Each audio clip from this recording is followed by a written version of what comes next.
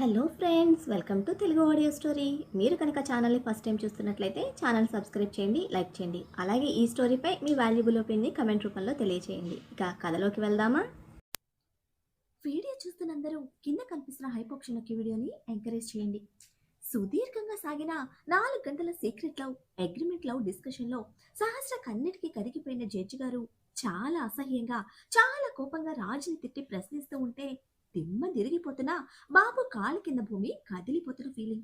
ఇక ఆన్సర్ ఎక్కడి నుంచి వస్తుంది? తన అగ్రిమెంట్ లవ్ తన మీదే వెపన్లా ఎక్కుపెట్టినా ఆ క్షణం సీటు కింద అణుబొమ్మ పేలినట్టు చిల్లి రెడ్ ఫేస్ తో లేచి నిలబడ్డాడు రాజ్.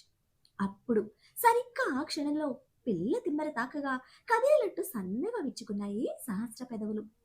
సన్నగా పక్కకు సాగిన ఆ పెదవుల మీద అందం, హంసపాప కళ్ళల్లో మెరుస్తున్న తెగింపులోని పొగరు రాజ్కి సవాల్ విసురుతూ ఉంటే, అమ్మదినమ్మ, దీని పిత్త పరిగల బ్రెయిన్లో చాలా గుజ్జుంది అంటూ 2 పెదవులు బిగించిన రాజ్ చిట్లించిన కళ్ళతో హంసపాపని కొరుక్కు తినేలా చూస్తూ ఉంటే చిన్న స్మైల్తో కన్ను కొట్టి రౌండ్గా చుట్టిన పెదవులు ముద్దుగా తిప్పుతూ రాజ్ని చూసిన ఒక్క చూపుకే గుండెలో తూట తిప్పిన ఫీలింగ్తో ఎవరో తోసేసినట్టే బ్యాలెన్స్ తప్పి చైర్లో కూలబడ్డాడు రాజ్.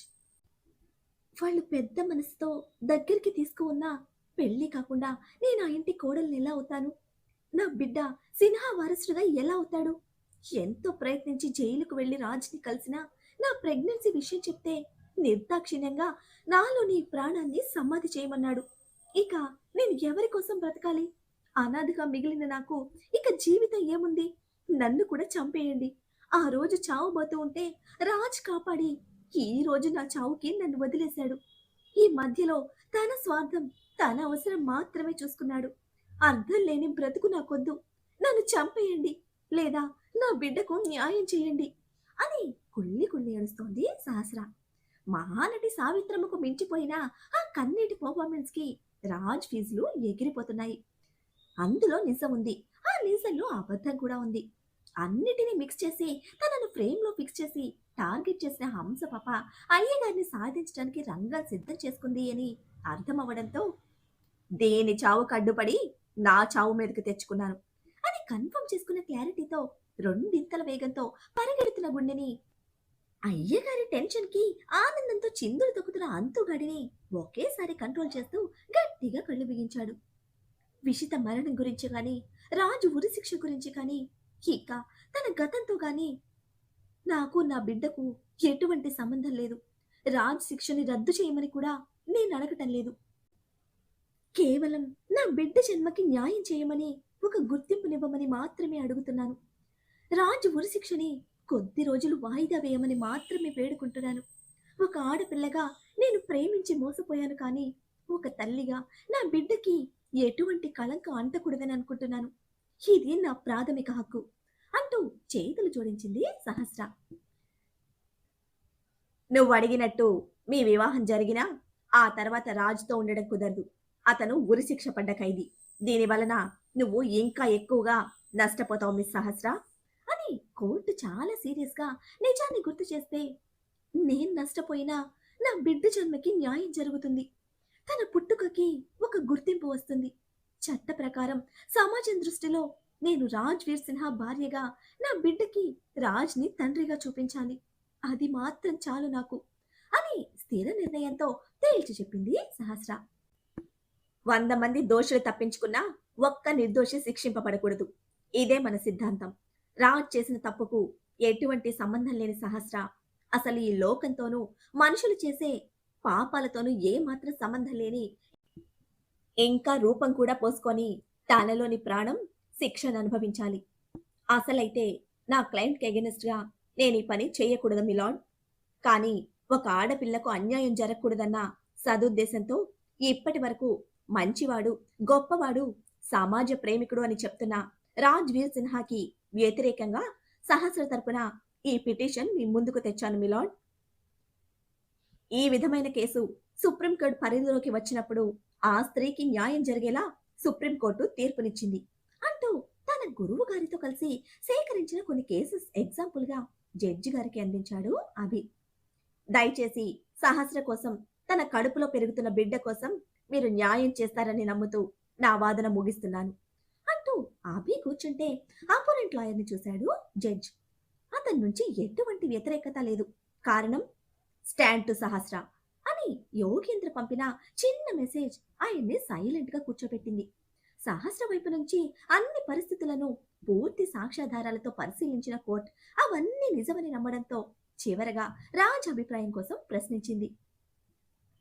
అప్పటికే నిలబడడానికి లేక కూర్చోవడానికి లేక ముళ్ళ మీద చిందులు తొక్కుతున్నట్టున్న తన పరిస్థితికి అవును అని అంగీకరించాడు రాజ్ కూడా. Mister Raj, are you insane? మీకు ఉరి శిక్ష పడిందని తెలిసి కూడా ఒక అమ్మాయి జీవితంతో ఎలా ఆడుకున్నారు? ఇప్పటి వరకు కోర్టు వారికి మీ మీదున్న సదుద్దేశం ఈ క్షణం ప్రశ్నార్థకంగా మిగిలింది.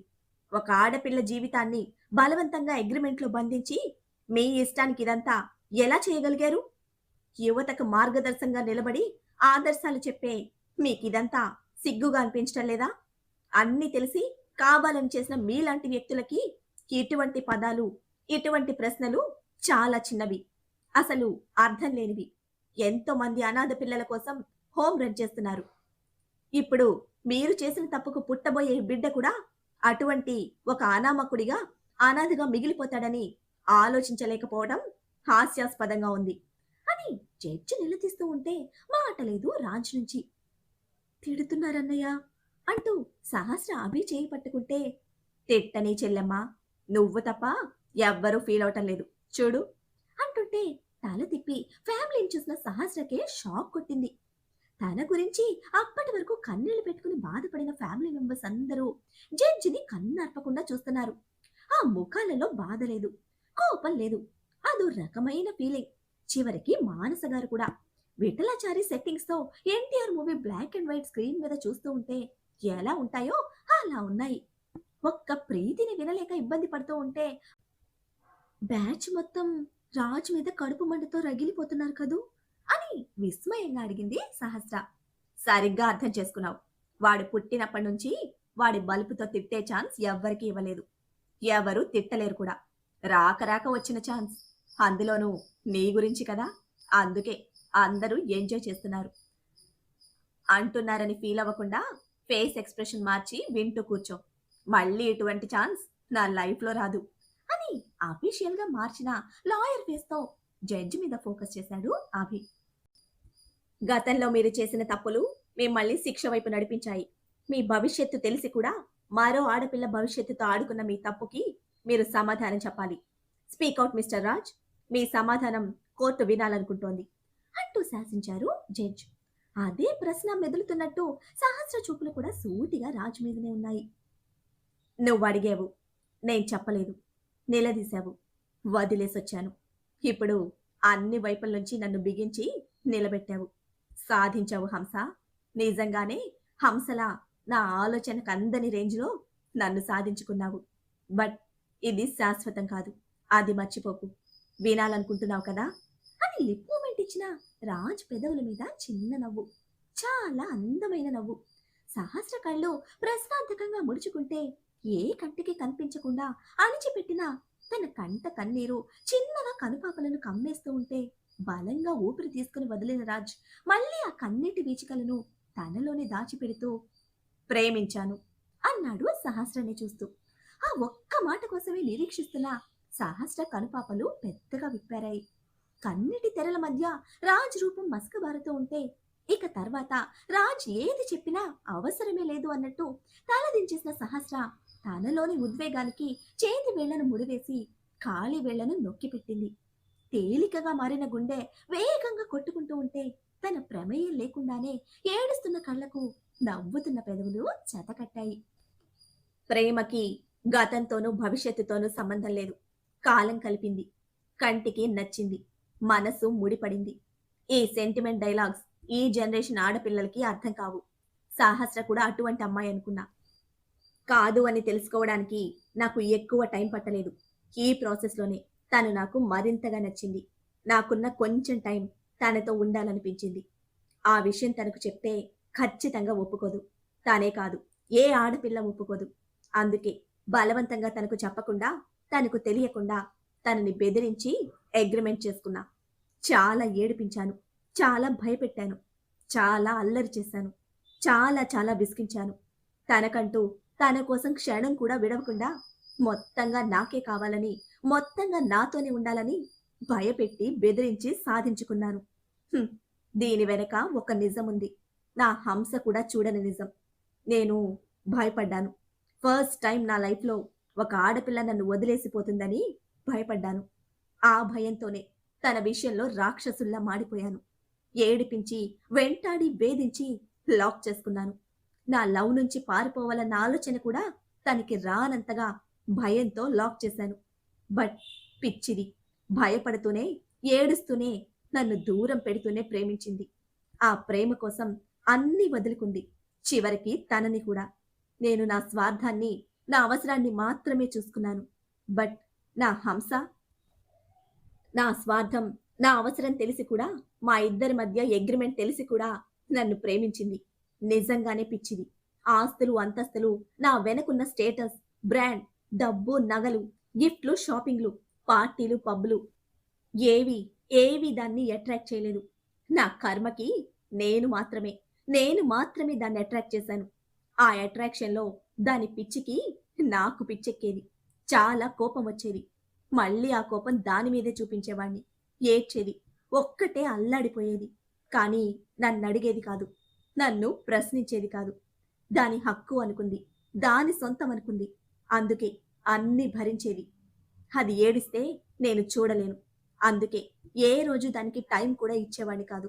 మరోలా విసిగించి, ఏడిపించి మళ్ళీ నా మాయలో పడేసుకునేవాడిని. అది ఉన్నంత వరకు నవ్వుతూ ఉండాలి. నాతోనే ఉండాలి. నా కోసమే ఉండాలి. అది ఏ రకమైన పిచ్చో నాకు తెలీదు. ఆ పిచ్చి నా నరనరాల్లో నిండిపోయింది. ఒక్కోసారి నరకం చూపించేవాణ్ణి. అయినా ఇష్టంగా నన్ను దానిలో నింపేసుకునేది. ప్రతిసారి ఇంతే. లాస్ట్ డే వరకు ఇంతే. చాలా సార్లు నాకనిపించింది. ఈ లైఫ్ ఇక్కడే ఇలాగే ఉండిపోతే బావుండు అని. దానికోసం దానితో నిండిపోవాలని. But I know my destiny. దానికి తెలీదు. అగ్రీమెంట్ వరకే ఆలోచించింది. దాని అంతులేని ప్రేమకి ఆ అగ్రీమెంట్ అనే లైన్ చెరిపేసి దాని జీవితాన్ని నాకిచ్చేయాలనుకుంది. హ్మ్. తీసుకోవాలనుకున్న ఆశ ఉన్నా తీసుకోవడానికి అవకాశం లేనివాణ్ణి.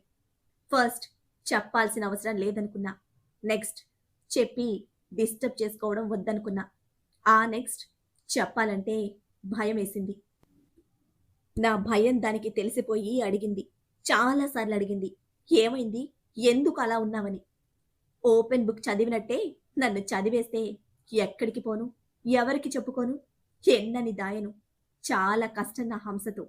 అన్ని విధాలుగా దాని ప్రేమతో హింస పెట్టి చంపేది. అయినా చచ్చేంత ఇష్టం అదంటే. ఆ ఇష్టానికి కారణం నేను కాదు. అది దాని పిచ్చి ప్రేమ.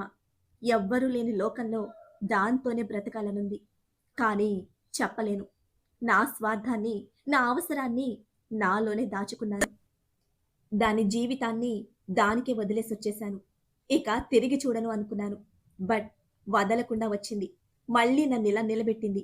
You know one thing your honour, ఇప్పుడు కూడా మీకోసం, కోర్టు కోసం నేనిదంతా చెప్పడం లేదు. దానికోసమే చెప్తున్నాను. అది వినాలనుకుంటుంది కాబట్టి చెప్తున్నాను. Manufacturing defect. నాకు కొంచెం బలుపెక్కువే. ఇప్పుడున్న ఈ మూడ్ తర్వాతుండదు. మళ్ళీ మిస్ అయిపోతాను. ఇంత ఓపిగ్గా నిలబడి ఖచ్చితంగా నేను చెప్పను అంటూ సహస్ర కోసం చూశాడు. సహస్ర తన ప్లేస్‌లో లేదు. రాజ్ నోటి నుంచి ప్రేమిస్తున్నానని విన్నాక హంస పాప అదే ప్లేస్‌లో ఒంటరిగా ఉంటుందని ఎక్స్‌పెక్ట్ చేయడమే మిస్టేక్. ఒక ప్యూర్ స్మైల్‌తో, ఒక లైట్ ఫీలింగ్‌తో ఇంకాస్త ముందుకు చూశాడు. మానస గారి భుజం చుట్టుకొని ఏడుస్తోంది సహస్ర. తనని ఓదారుస్తున్న మానస గారి పరిస్థితి కూడా అదే. నిజంగా అందరి కళ్ళు నీటి కుండల్లా మారిపోయాయి. ఉద్వేగంతో ఊగిసలాడుతున్న అందరి ముఖాలు చూస్తూ ప్రేమించాను అన్న రాజ్ పెదవుల మీద ఒక స్వచ్ఛమైన నవ్వు. నన్ను ఓడిస్తూనే హీరోగా నిలబెట్టడం నా హంసకు మాత్రమే చెల్లు. హింస పెట్టి చంపుతుంది అని అంతలోనే చేరిన హెవీ ఫీలింగ్తో లాంగ్ బ్రీత్ తీసుకున్న రాజ్ హార్డ్‌గా ఫేస్ చేతులతో ప్రెస్ చేసుకొని కన్నీళ్లు తుడుస్తూ రిలాక్స్డ్‌గా జడ్జిని చూశాడు. నిజం చెప్పాను. ఏక నిర్ణయం మీకే వదిలేస్తున్నాను అంటూ ముగించాడు. కొన్ని నిమిషాల సైలెన్స్ మధ్య అందరి ఎమోషన్స్ అబ్జర్వ్ చేసిన జడ్జ్ తన ఎమోషన్ కూడా నార్మల్ చేసుకుంటూ, ఒక అమ్మాయిని ఇంతగా ప్రేమించి ఇంత దారుణంగా మోసం చేసిన వ్యక్తిని నా లైఫ్‌లో ఫస్ట్ టైం మిమ్మల్నే చూస్తున్నాను రాజ్. మీ ప్రేమ నిజమైనా మీరు చేసింది తప్పు. కోర్టు పరిధిలోనూ, సమాజం పరిధిలోనూ, వ్యక్తిగతంగా, చట్టపరంగానూ క్షమించరానిది అని మందలించి సహస్రకు ఫుల్ సపోర్ట్‌గా మాట్లాడారు. ఒక ఆడపిల్ల ఆత్మ గౌరవానికి, ఆత్మాభిమానానికి విలువనిస్తూ, ఇంకా పుట్టబోయే బిడ్డ జన్మ ప్రశ్నార్థకం కాకూడదని, సమాజం దృష్టిలో ఆ బిడ్డ ఎటువంటి చిన్న చూపుకు గురి కాకూడదని రాజ్‌కి విధించిన ఉరిశిక్షని వాయిదా వేస్తూ సహస్ర అభ్యర్థనను ఈ కోర్ట్ అంగీకరిస్తోంది. 100 మంది దోషులు తప్పించుకున్నా ఒక్క నిర్దోషికి శిక్షింపబడకూడదు అన్న సిద్ధాంతానికి కట్టుబడి ఒక ఆడపిల్ల ప్రాథమిక హక్కుకి గౌరవాన్నిస్తూ సహస్ర చతుర్వేది ఇంకా తన కడుపులో పెరుగుతున్న బిడ్డకి తాను కోరుకున్న గుర్తింపు ఇవ్వడానికి ఈ కోర్టు సిద్ధపడింది. మ్యారేజ్ డేట్ ఫిక్స్ చేసి కోర్టు వారికి తెలియపరచాలి. ఆ తర్వాత రాజ్‌కి ఉరిశిక్ష పడే డేట్‌ని నిర్ణయించడం జరుగుతోంది. ఈ సమయం కేవలం సహస్ర కోసం మాత్రమే ఇవ్వడం జరుగుతోంది. ఈ సమయం తర్వాత రాజ్‌వీర్ సిన్హా ఉరిశిక్ష మీద తిరిగి ఎటువంటి చర్చలకు, ఎటువంటి వివాదాలకు అవకాశం ఉండదని కోర్టు తెలియజేస్తోంది. ఈలోపు రాజ్‌వీర్ సిన్హా సిటీ లిమిట్స్ దాటడం కానీ, వేరే అమ్మాయిలతో సాన్నిహిత్యంగా ఉండడానికి కానీ వీల్లేదు అని కండిషన్స్ పెట్టి సహస్ర రాజ్‌ల వివాహానికి అనుమతి మంజూరు చేసింది కోర్టు. గెలిచిన ఆనందం కన్నా రాజ్ మనసులో తను నిలిచిన స్థానం తెలుసుకున్న సహస్ర ముఖంలో జీవం లేదు. చిరిమితే రక్తం కారుతుందేమో అన్నట్టు ఎర్రగా కమిలిపోయింది. క్వైట్ ఆపోజిట్ గా ఉదయపు సూర్యుళ్ళ రాజ్ మొహం వెలిగిపోతూ ఉంటే హంసపాప గెలుపు విజయం అయ్యగారి ముఖంలో కనిపిస్తోంది. జడ్జి తన ప్రొసీడింగ్స్ కంప్లీట్ చేస్తున్నంత వరకు రెస్పెక్ట్ కోసం కష్టంగా కూర్చున్న సహస్ర జడ్జి వెళ్లడమే డోర్స్ ఓపెన్ చేసుకుని బయటకు పరిగెత్తింది. రాజ్ని చూడని కూడా చూడలేదు. తన కోసం అంతే వేగంగా వెనక్కి ప్రీతి వెళ్తే కొడుకు ప్రేమ తెలుసుకున్న మానస గారిలో పూర్తి ప్రశాంతత. దానికి విరుద్ధంగా ఎప్పటిలా మండిపోతున్నారు జయదేవ్ గారు. పోలీసుల సెక్యూరిటీతో కోర్టులో ఉన్నాడు కానీ లేదంటే వెంటపడి తరిమి తరిమి కొట్టాలన్నంత కోపంగా ఉంది ఆయనకి. నీ కొడుకుని చూసింది చాలు రా అని మానస గారిని కూడా చెయ్యి పట్టుకుని బరాబరా బయటికి తీసుకొచ్చేస్తూ ఉంటే నన్నే అనుకున్నా హోల్ ఫ్యామిలీని బుట్టలో వేసేసుకుంది. ఇప్పుడు దీనితో పాటు అందరితో పడాలి అని అభి దగ్గరికి వెళ్ళడానికి చూస్తే అడ్డుపడ్డాడు జైలర్. ఏంటి సార్ మీరు ఉన్నది ఇక్కడేగా, వెళ్ళేది మా మామ దగ్గరికేగా అని వెటకారం వడ్డిస్తూ ఉంటే దానికి ఇంకా టైం ఉంది. అప్పటి వరకు నీ కాపురం అత్తారింట్లోనే. ఫాలో అవుతావా పట్టుకెళ్ళమంటావా అంటూ వేడులు చూపించారు. దొరికాను కదా అని ఆడుకోవడానికి చూడకండి అని ఒక ఐబ్రో రైస్ చేసిన అయ్యగారి యాటిట్యూడ్ కి జైలర్ గారు తగ్గిందే లేదు. ఒరే మామా అని పిలుస్తూ ఉంటే అభి రెస్పాండ్ అయింది లేదు. కావాలనే స్లోగా ఫైల్స్ పేపర్స్ అన్ని సర్దుతూ ఉంటే మున్ని చెప్పింది రాజ్ సార్ పిలుస్తున్నారని. నాకు 2 చెవులు ఉన్నాయి, అవి బాగానే పనిచేస్తున్నాయి. వాడి బల్బుకి బుద్ధి చెప్పే టైం ఇప్పుడు నాకు దొరికింది. అనవసరంగా కొరియర్ జాబ్స్ చేయకు అని కూల్గా మున్నికి ఆర్డర్ వేశాడు అభి. అంతే, వినిపిస్తున్నా సరే బాస్ ఆర్డర్కి బుద్ధిగా బయటకు పోతున్న మున్ని హ్యాండ్ పట్టుకొని ఇప్పుడు మనం సార్ దగ్గరికి వెళ్ళొచ్చా అని ఇన్నోసెంట్ ఫేస్తో అడిగాడు తరణ్. అక్కడ అందరికన్నా ఎక్కువగా అల్లాడిపోతుంది డాక్టర్ పిల్లాడు మాత్రమే. అది తెలిసినా కొంచెం కూడా కన్సర్న్ చూపించలేదు మున్ని. పితలాటకల్లో పీతలా భలే పట్టుకుంటావు అని విసుక్కుంటూ తన హ్యాండ్ విడిపించుకొని మా సార్ ఆర్డర్ బయటకి పొమ్మని, మీ సార్ దగ్గరికి కావాలంటే నువ్వెళ్ళు, బట్ దానికి మా సార్ పర్మిషన్ కావాలి అని వత్తి చెప్పి మున్ని బయటకు వెళ్ళిపోతే అభి దగ్గరికి పరిగెత్తాడు తరణ్. అప్పటికే విడిపించుకుని వచ్చిన మన బలుపు బాబు అభి కాలర్ పట్టుకున్నాడు. ఏం ప్లాన్ చేశారు మామా అంటూ. ఇది కోర్టు, ఇక్కడ నేను లాయర్. ఇలా మ్యాన్ హ్యాండ్లింగ్ చేస్తే బెయిల్ కూడా రాదురా అని పళ్ళు బిగించి ఒత్తి ఒత్తి చెప్తున్న అభిని కళ్ళు చిట్లించి కోపంగా చూశాడు రాజ్. నీ చూపులకి నీ పొగరికి భయపడే రోజులు పోయాయి. ఇప్పుడు నీ హిస్టరీ మొత్తం నా చెల్లై చేతిలో ఉంది. ఎక్కువ చేయకుండా ఆర్డర్స్ ఫాలో అవ్వు అని బెదిరింపుగా చెప్పి విడిపించుకొని వెళ్ళిపోతూ ఉంటే తెల్ల మొహం వేసుకుని చూస్తున్న తరణ్ నెత్తి మీద ఒక్కటి పీకి నువ్వు కూడా వాళ్ళతో చేరిపోయావు కదూ అని రాజ్ కసరడమే చిన్న పిల్లల ముడుచుకున్న మొహంతో నేనెప్పుడు నీ పార్టీనే సార్, మీకోసమే అక్కకి సపోర్ట్ చేశా అన్నాడు తరణ్. డాక్టర్ పిల్లాడి ఆన్సర్కి ఇరిటేటెడ్ ఫేస్తో పో పోయి సపోర్ట్ చేసుకో అని తరంగు పక్కన పెట్టి అభి వెంట పడ్డాడు రాజ్. ఏంట్రా నీ ప్రాబ్లం అని వదలకుండా వెంటపడుతున్న రాజ్ని విసుగ్గా అడిగితే, నా హిస్టరీ మొత్తం తవ్విందా అని సూటిగా ప్రశ్నించాడు రాజ్. మరి రాజ్ క్వశ్చన్ కి అభి ఆన్సర్ ఏమిటి?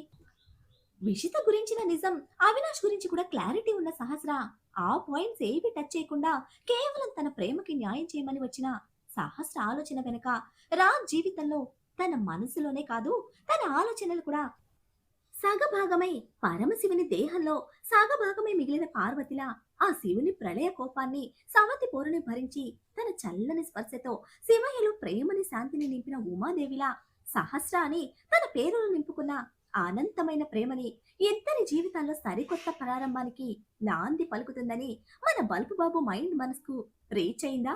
ఏం జరుగుతుందో తెలుసుకోవాలంటే నెక్స్ట్ ఎపిసోడ్ ని ఫాలో చేయండి. అలానే ఈ ఎపిసోడ్ ని లైక్ చేయడం మాత్రం మర్చిపోకండి. Bye friends.